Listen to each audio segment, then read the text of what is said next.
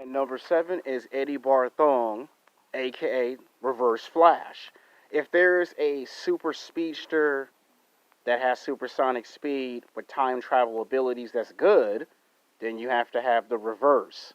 Now, this man was a well respected scientist who graduated from high school and college 40 years in the future and became the second coming of the Flash. He created a machine and generated enough electricity to hit himself, and all of a sudden he had the same powers as Barry Allen the Flash. But it turned out that he was obsessed of his favorite childhood hero. Then he became a superhero, and then he realized he would never get the respect and credit and admiration that Barry Allen the Flash would get.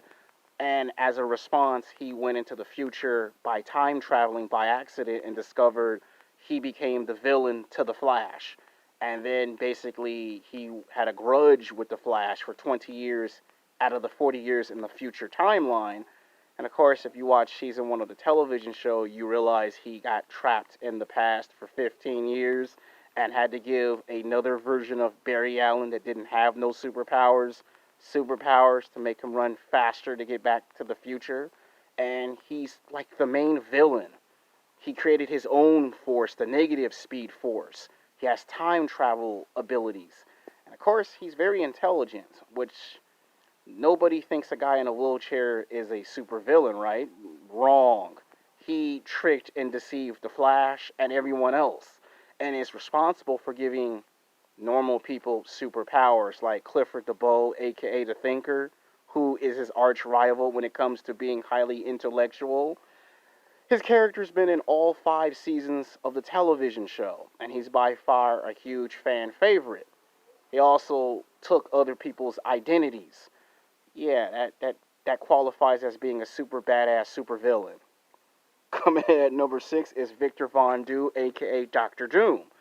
For someone who's rich, famous, a multi-billionaire, 10 times over, rich and famous, a billionaire who dates supermodels, fitness models, actresses, who has everything, good looks, money, fame, and a billion-dollar company, but then decides to make the mistake of joining Reed Richards of the Fantastic Four and end up with cosmic scale power and then end up becoming a supervillain billionaire.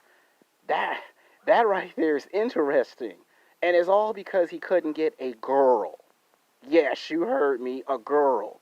Just being just being rejected by one woman. Now this man can have any woman he wants, but he wanted one woman. Yeah, and then his face gets disfigured, and then he decides to become Doctor Doom, the arch nemesis of the Fantastic Four, the X-Men, and the Avengers, and stole Silver Surfer surfboard to get more cosmic power. And in an altering timeline, he took out all the superheroes, except for Doctor Strange, of course, and took over the world only to get beat by an aging Wolverine. That's gotta suck. Now, in the present timeline, he got more power because he married a gypsy. So he's dated 10 women, but woman number 11 he marries because she has the power of a gypsy, and that's how he achieves immortality. And he also is an arch rival to Doctor Strange and Scarlet Witch as well. Coming in at number 5, Street Fighter's M. Bison. What happens when you get a military general who becomes a genetic engineered super soldier who goes to a village, kidnaps a beautiful, attractive girl that's a gypsy, and gets powers, and becomes a super powered, hungry, supercharged super soldier who becomes immortal and wants more power? You get Bison from Street Fighter. What makes him dangerous is that he can put anyone under his influence, and to break the control is impossible unless he's the one who does it. He tried to turn soldiers into super soldiers, and that actually failed. He ended up creating a creature just like the Hulk that turned against him and became the villain to Ryu from Street Fighter. Coming in at number 4 is the Shredder. Now, Shredder is just like Reverse Flash. He he only became a supervillain because he got rejected by a beautiful, attractive Japanese girl who never found him physically, sexually attractive. And he would fight his best friend in martial arts tournaments and became champion, and she still didn't want him, and he got upset and got half his ear bit by a rat that we know as Splinter, and became the arch nemesis to the Ninja Turtles. And he somehow got access to dark magic, made himself immortal, and is basically a samurai in the 20th century, and created a device to time travel back in time. And he got this technology from Alien, of course. And then when he gets his arm cut off, he becomes Cyber Shredder, half human, half cybernetic, and still has his grudge with the Ninja Turtles. And this is a guy that's almost 100 years old. So don't underestimate Shredder, because he has over 50 years of martial arts experience and fighting capabilities with alien advanced technology, and he takes the philosophy of a samurai. Yeah, Wolverine's not the only samurai out there. There's the Shredder. And he's just as dangerous and cold and calculating as most of the supervillains on this list. Coming in at number 3 is Jason Voorhees from Friday the 13th. Most people can relate to this character, because if you were in high school and you were in college and you got laughed, teased, and bullied, and then you end up getting cursed with immortality and supernatural powers, what do you get? Jason Voorhees. That's a freak of nature. If you just look at all the Jason movies and all the powers that he displays, superhuman strength, superhuman speed, stamina, regeneration, the ability to get hit by lightning, and that's what you get. Coming in at number 2 is Anakin Skywalker, aka Darth Vader. I mean, he's by far one of the badass supervillains. Darth Vader is one of those supervillains that exist in the world of Star Wars. What happens when you get a fallen Jedi who falls to the power of the dark side, gets growth in cybernetics, and his cybernetics grant him superhuman strength, superhuman agility, stamina, a healing factor, and he has the power of the Force and the dark side with telekinesis and telepathy. You get Darth Vader. Now, of course, he would then eventually go on the Jedi Purge and take out the remaining Jedis, and then he would get access to Sith magic, and the Sith magic would enhance his overall abilities. And of course, he has other powers that are never shown in the movies of Star Wars, only shown in the expanded universe of Star Wars comic books. He has a force field, he can levitate if not fly, and with the Sith magic, he can open and close dimensional doorways, cast illusions and magic spells, and he also can channel enough kinetic energy to hit you with a fireball, since he cannot use force lightning, because he's more cybernetic than human. And this is the chosen one, Anakin Skywalker, when he becomes Darth Vader. And of course, he's well versed in all 7 forms of lifesaver combat. And what makes him more of a super badass supervillain, he has the bounty hunter. He has his own bounty hunter. He has his own snow troopers. He's a jet fighter pilot. He makes his own lifesaver. And he has force vision, meditation. And the guy is able to read people's minds. And with the Sith magic, he can turn a baby dog into a giant 400-foot tall monster. So he has powers that were never displayed in these movies. He even has a force field. And of course, he's the chosen one.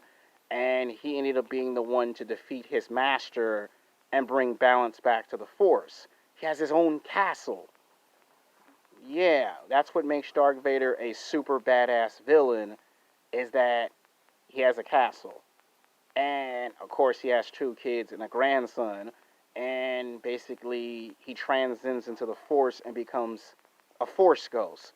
And even as a Force Ghost, he still has strong, powerful use in both, which is very terrifying, because if he was able to harness the power, who knows what he might do. It's the idea that he got robbed of his own potential.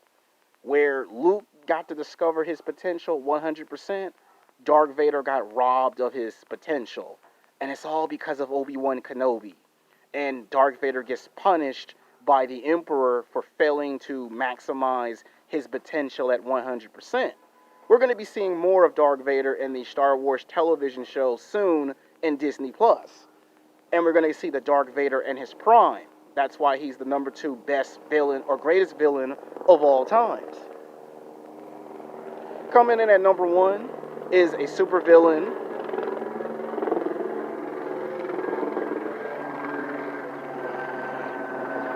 A supervillain that has yet to make his Marvel MCU debut, Galactus. I mean, what do you do with this guy? He is a respected scientist on a faraway civilization. One day there's a catastrophe on his planet, and he's given a logical choice: survive or perish. And he chooses, of course, survival. He gets reincarnated. He comes out of this giant egg cocoon, and he comes out as this 400-foot tall man in purple. And he has all of these superhuman slash cosmic scale powers. Powers beyond human conception that defies the laws of physics. He's literally 400 feet tall with superhuman strength, superhuman speed, stamina, durability, a healing factor, regeneration, shape-shifting abilities, telekinesis, telepathy, teleportation, energy projection blast, can absorb different forms of energy, and he has advanced alien technology. And with all the power he has, he can basically do anything in the galaxy. He can give or take powers away from people.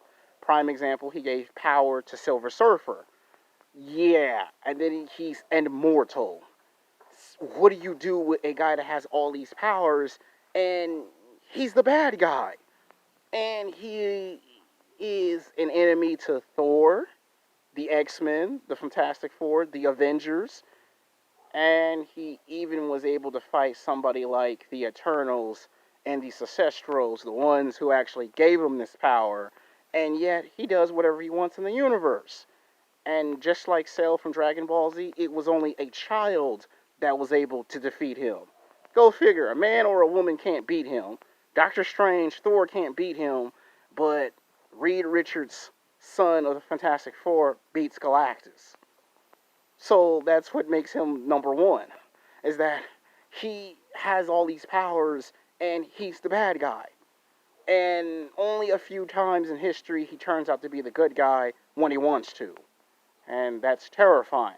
When he wants to, that's very terrifying. That's why he's number 1. So let's recap. At number 4, Ares, the god of war.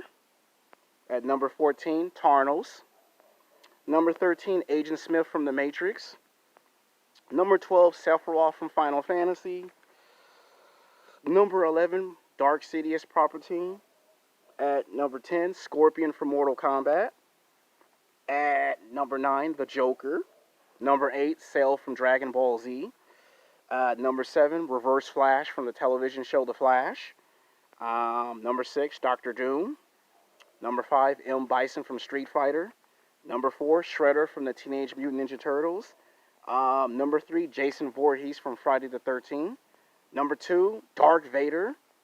So there you have it. Now you have the top 15 super badass super villains. Now I apologize that this video got broken into 4 or 5 videos. It's unfortunate you have to watch all these parts of the video. It would have been nice if it could have just been a 15 to 20 or 30 minute video all together.